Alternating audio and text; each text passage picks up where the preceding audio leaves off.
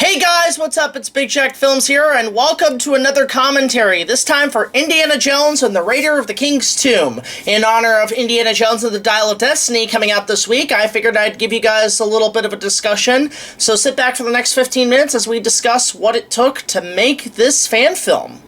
This idea actually kind of stemmed out of pure boredom, and mostly because of what we set up prior with some of the stuff in the storyline of my show, which this is canonically canon too, and I did like making these type of short films that kind of take place in between, and I definitely want to do more of these in the future. This opening shot of the waterfalls was actually at Niagara Falls during a trip Josh and Brad and I made for an event that is going to be acquired in a future episode. These jungles were shot in a park across the street from my studio, and they just had the perfect environment to making the whole setup that's sort of an opening homage to Raiders of the Lost Ark. Now, Indiana Jones is played by Kyle MacDonald. We had originally two other actors planned to play Indy and Laura early on in pre-production. In fact, the costumes were made for them, but unfortunately both of them bailed out, and at the time I had Kyle casted, it was right after we worked on the Conan opera, and I was telling him my ideas as I was working on Conan during the later ends of the show's production, and he says, well, hey, if you need an Indy, let me know. So he wasn't the plan, but overall ended up being the better choice because, man, he just totally nails Harrison Ford 100%. Some of these shots, I just love some of these wide shots. Some of these are great. This whole short was shot in a matter of 7 days. Believe it or not. We shot this in a grand total of 7 days, effects and all. And editing took about a couple months, but it was overall fun to cut together. I actually had some help from a couple of friends who also gave some tips on what to do in terms of editing this. That sheath we actually found in the middle of the woods, and we just decided to use it. And then I was gonna try to grab it, but I completely forgot about it, and I never saw it again. Those shots are great. Those were shot over a log that I had to bounce myself on with the camera. Now, this map that Indy has is actually supposed to be a drawing of the ring that my character has as sort of a guide to where to go. I do love the shot that reveals Lara Croft as well. That's a great shot. That's Megan Macias as Lara Croft. Again, kind of came in on a whim because we held auditions online, and she sent me an audition tape, and she came out as the ultimate better choice, and she was absolutely amazing in this role. Love that reveal. That is pure Indiana Jones reveal shots right there. These shots of the spiderwebs were actually shot at my old place at the backyard down the hill, and there were just these caterpillar cobwebs that were in the trees that are not good for the environment, but they look good and add that sort of creepy factor that evil is stirring within the jungles of South America. That stone skull, we found that while we were shooting. Kyle picked one of those up and said, hey, use this. And I said, okay, so we utilized it for a few shots like they're almost part of the ancient temple that used to be as a more expansive factor in this jungle. Now, the idea behind this, too, of doing a crossover was because I've always wanted to see a proper interaction between these characters. We had seen epic rap battles, we had seen animated shorts, we had seen a whole, there was another short film that I'll admit was way superior to this that had, amazing location shooting that had Nathan Drake as well. But this is just seeing a full interaction, and what I love is you set it up, the two characters, you have them fight, you have the verses, and then you carry on with the story where they have to work together. The thing is with versus movies, they always do that, where it's always the center core is having them fight, but let's just get the fight out of the way, show they're kind of equally matched, and then get on with the journey, with the quest. Now, this was all shot also in the same park, and there's these amazing creeks that during the rain will fill up with water, but this was one of those times where it was so dry the water had dried up, so it added sort of this Stonehenge sort of looking design to it all. Now, this was the first day of shooting, was all the solo stuff with Kyle, and then we came back to do the rest with Megan. And again, all this jungle shot was probably in the 7-day shoot, shot in a total of 2 days. So yeah, that's how that came about. Again, the setups, there's a whole backstory behind this whole short film that's set up in a storyline compilation, which you can see on my channel. That shot of the gun being picked up, I realized I was missing a little scene like that to establish she still had her guns. So I went out into the woods, put on the glove, quickly picked up the gun, and that was it. Just a little close-up insert shot that's needed sometimes. Now this short was also shot on both my Sony cameras, which I'm more accustomed to, along with Samsung Galaxy S22, the phones, which I've been using my phones a lot more for videos, and they have the same quality now as you would with a regular video camera, so all of it came out pretty consistent and perfect. When I was editing, I was obviously having to like do color timing to match the shots, but it overall came out pretty good. This is a shot of the mountainside, which was mountain shots I got at Universal of the Jurassic Park Camp Jurassic area, and then just added some miniature work in the foreground. There was no cave mounted on the side. This was just a foreground element I added as a matte shot in post-production. Now these caves are a mix of Camp Jurassic interiors with pickup shots done in a cave area from an abandoned ride at Ontario Place. So all the second act stuff was shot in a day at Ontario Place, and it was built for a log ride, which was based on some sort of Canadian historical sort of lumberjack theming. And ultimately what happened was that years ago this ride closed, and the whole area, the whole land has been in debate of what they're going to do with it. So the whole ride was left abandoned, so we just shot it in a day, and we had to actually sneak in.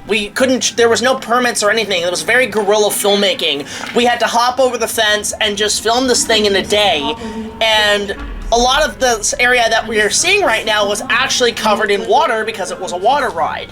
Now, right after we finished shooting this in the day, we had it out, and then just recently the whole land has been closed off to be completely demolished and refurbished into something new, so we got lucky. I do like that joke, you know, keep your cannons up, keep your pistol cocked, you know. It's classic cocky bandwidth humor between two characters of the opposite sex, but it does work out, and it is really funny. Now, the temple is also meant to be a mine. I think that's what we set up with all the wooden structures, that it used to be a mine, and that they were digging for gold somewhere in South America, hence all the structures added to it. But these were just part of the ride track vehicles that came in handy. The Infinity Gauntlet was proudly provided by Thomas, who let us borrow his prop that he got at Fan Expo one year, and it came out really well, and that device becomes a later plot point in the season finale. This joke I also love. Your reward. Your tomb. I'm not ready. It's always fun to write for these characters and come up with quirks and lines that you can have them bounce off each other, which is something that most writers don't really do now much in Hollywood, so it's just cool to kind of come up with it and give the audience what they want with those character dynamics, chemistry, and dialogue. All this stuff is right out of Raiders of the Lost Ark. It's just total shot for shot when Indy grabs the idol. In fact, we used it as a template to edit the scene altogether. So if you looked at the movie and like put it next to this scene, it's literally shot for shot in terms of pacing and angles and frames. So again, a lot of this was shot during a whole day's worth, and oh god, it just came out so well. Kyle's just like channeling Indy right there. Frickin' love it. I know at some point I'm definitely going to do a behind-the-scenes documentary on what it took to make this in more depth, but because there's just a lot more I could talk about. A lot of these elements of essentially rocks and debris were all digital effects off YouTube, and sometimes I actually had to go in frame by frame and kind of match it up to line up with some of the shaky shots. These mummies were actually leftover shots from Mummy Month. They are the same actual creatures that are in that, and they've just been left over from Imhotep's Plague, and they come into play later in Ready Player One. So a lot of this also we actually were managed to get everything I wanted on the one day because I had easily planned this out. I had storyboarded it, and I had put it all together to where we could get the shots done really quick, and the actors did takes relatively fast. So the music in this short was also a mix of Tomb Raider music, Indiana Jones game music, and a couple of tracks from the Mummy movies, which at some point I would love to do a follow-up with the O'Connells, which do kind of come into play in Ready Player One. These shots are great of Laura shooting in the corner, and then we had a real skeleton that we could, practical skeleton that we tossed around and either got wide shots or close-ups of creatures getting destroyed and obliterated, and that poor skeleton took a huge beating. It was royally messed up afterwards. I love that where I just told Kyle, just come up with a one-liner, and he did on that spot. I said, oh, we're so using that. A lot of it was them fighting literally nothing, and I had to just know where to add a creature later on.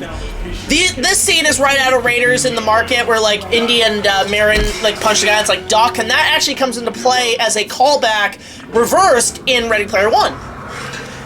Now, here coming up, we have Natasha Nice as Loki. I had met Natasha about 10 years ago in that exact outfit, and I always wanted to work with her, and we did shots prior during the battle scenes for Ready Player One, but I knew I wanted to bring her back in more depth, so we spent a day filming her on blue screen. It was originally supposed to be green screen, but because she was wearing green and yellow, it would have bled worse, so we picked up blue screen specifically for her shots, and so thankfully we have a blue screen now, which is great.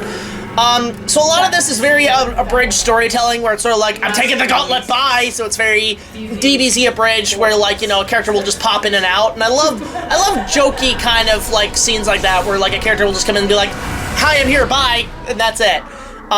Very to the point and on the nose to make the scene run faster. Now, obviously, it's a tradition to have your cave collapse in an Indiana Jones film or adventure movie. So a lot of this was, again, digital shots. I had to go in frame by frame and composite right, so there wasn't any problems. This shot I love because it's practical elements of Brad, like, shaking debris on top of them over the bridge with digital, with me holding the camera and knowing where to line things up. So yeah, there's nothing much to say here. I love this shot of them running. That shit's great. That was just basically about 15 minutes of them running back and forth through the same small cave to make it look more extensive and bigger than it is. And that's sometimes something you gotta do in filmmaking. This is just the temple collapsing. You have Niagara Falls in the background, and a digital shot in the foreground. And then we get up to the final scene where, you know, we kind of set up them coming back in the finale, among other things that we might have planned in the future. I love this shot, too, of the wide running. Those establishing shots I always love to film first. So when we shot this, talking about Loki and, like, gods and stuff, I originally wrote in the script it was Greek gods and mythical gods, like, sort of like Hercules.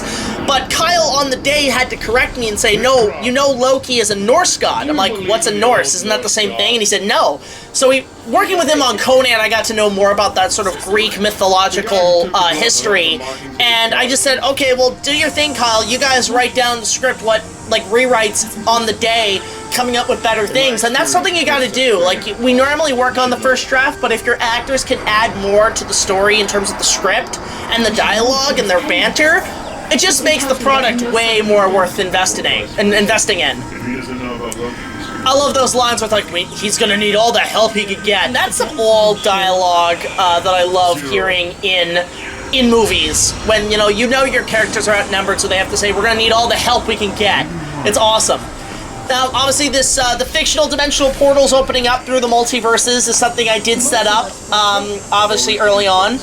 And this stuff's great. So basically, Kyle and Megan would just jump down to the creek area, and then I would know to leave a pause so where I could cut to them fading out through the portal, and that came out pretty well. And I just love the way that they're just like, yeah, it's another adventure, what the hell. I do apologize that, yes, I did misspell Laura's name in the credits, but in hindsight it worked better because when you're dealing with IP characters, because you could consider this sort of a parody, it actually does better because it's under a parody name and not the actual name, which is great. But it was overall just fun making this in the time span and restraints that we did and with the release date. Shot in 7 days, edited all together in about 2 months. It came out pretty damn well, and I'm pretty proud of it. And as a casual Indiana Jones fan, you know, this was fun to make. I definitely want to do more of these, and it just goes to show when you just have a group of friends who have a lot of just are having a fun time making a movie just for shits and giggles, you come out with a better product than something that you have to release as a business on time. Goes to show what most of Hollywood does nowadays. Now this post-credit scene, this was a last-minute addition that during the trailers, people were saying, oh, I hope Nathan Drake shows up, or the O'Connells. So we shot this a week after the trailer was released as a pickup. That's me as Adith Bey with Peter Garaz, who plays him later in Ready Player One, doing the voice. And then we have Chris Bernendez as Nathan Drake. Again, it was sort of just a last-minute call. And if we do a follow-up, we definitely want to get Nathan Drake in, along with maybe the O'Connells down the line. I also do like that establishing shot of the Illuminati necklace that was established in Mummy Month, so sort of as a plot point that will come in later storytelling elements of the show. And then this was just Chris filmed for a day on green screen for about a half hour, and we also shot his part in the ending of Ready Player One the same day. Anyway, that's it for this commentary. Thank you guys so much for watching. Hope you enjoy the new Indiana Jones movie. We'll see which one is better, mine or Disney's. But until the next video, like, comment, subscribe. I'll see you guys later. BigJackFilms, signing off for now.